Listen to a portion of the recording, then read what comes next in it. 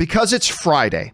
And obviously being Friday, that means it's Mandalorian Day. Now, we're going to talk about the new episode of Mandalorian The Siege. We're not going to spoil anything. We're just going to talk in some very general terms. Although there's going to be a point where we are going to get into a couple of spoilers, but I'll make sure I give you a heads up when we're about to get into some spoilers, all right? Rob, this season of Mandalorian continues to impress. And yesterday, I've been very curious to see how Robert Rodriguez, who's of course a friend of Jon Favreau's, we knew that this was going to be an episode he was going to be directing. I've been very curious to see what it would look like. Would he bring... And Rob, this episode had his fingerprints all over it. Like, if you didn't tell anybody which directors directed which episode, and then we watched all the episodes of this season so far, and you had to guess which one was Robert Rodriguez's, I think 9 times out of 10, we would have said The Tragedy. That's the one that ended up being his. And I thought he did a terrific job with it. It definitely, and by the way, this was the first episode, Rob. Again, speaking in general terms, so no spoilers here. This was the first episode this season that broke the pattern that this season has had of Mando goes to a place. He needs something. Somebody has what he needs. But in order to get it, he has to do a little mission with them first. Episode ends with them completing the mission, him getting what he needs, and moves on to the next one. That has been every episode so far. This has really been the first one that didn't do that. It kind of broke with that mold. And I thought it was wonderful. A character shows up that kind of schools everybody else. We'll talk about that in a bit, but it was visceral. It was violent. It was brutal, but it was adorable all at the same time. Again, not going to say it's like my favorite episode of the series so far, but I completely loved the episode. I thought it was fantastic. What did you think about this episode of The Mandalorian, The Tragedy? Well, I mean, there was so much that I enjoyed about this episode. You know, what's really interesting to me, John, is we're getting an episode of Star Trek and Star Wars pretty much in the same 24-hour period. And my whole life after Star Wars came out, being a lifelong Star Trek fan, there was always people that were like, oh, I like Star Wars better than Star Trek. I always loved them both. And now, of course, I don't love each equally. The franchises have been on rocky footing, sort of trading that off back and forth. But watching an episode like today's Mandalorian, I thought to myself, this episode's only 30 minutes long. 31 minutes long. Yep. Short. And in 31 minutes, I got you know what it was like? It was like if this was a drug, if the Mandalorian was a big mountain of Tony Montana, Scarface cocaine that you could stick your face into and snort. That's how I felt this way. If you could snort Star Wars, I kind of felt like I snorted a giant jolt of pure, uncut Star Wars. You know, I got everything I wanted. I got manifestations of the Force. I got the Empire. I got. Don't give too much away. Yeah, all kinds of stuff. I got all kinds of stuff, and I got lore, and I got a very satisfying. Well, you'll see, and it's just everything about it was. I can't say, but it was just.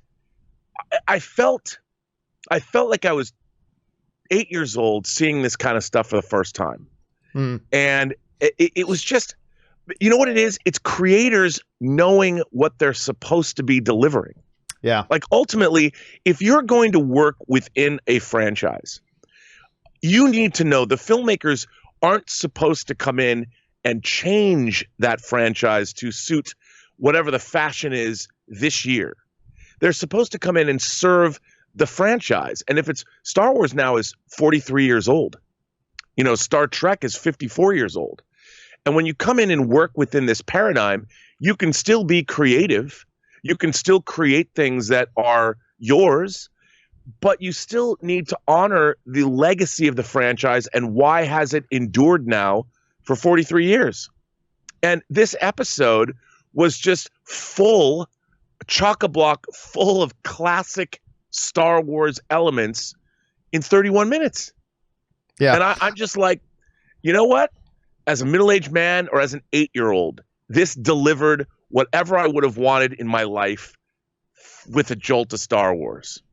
My one critique of the episode, and you and I were talking about this off air a little bit. Yeah. My one critique of the episode was that, I don't know, somebody told Robert Rodriguez, hey, Robert Rodriguez, I don't think fans believe you know Star Wars at all. You should probably do a lot of fan service name drops and lines to make sure they know that you know Star Wars. And for those of you who saw the episode already, you know what I'm talking about. It's like, I get it. That line was said in one of the previous movies.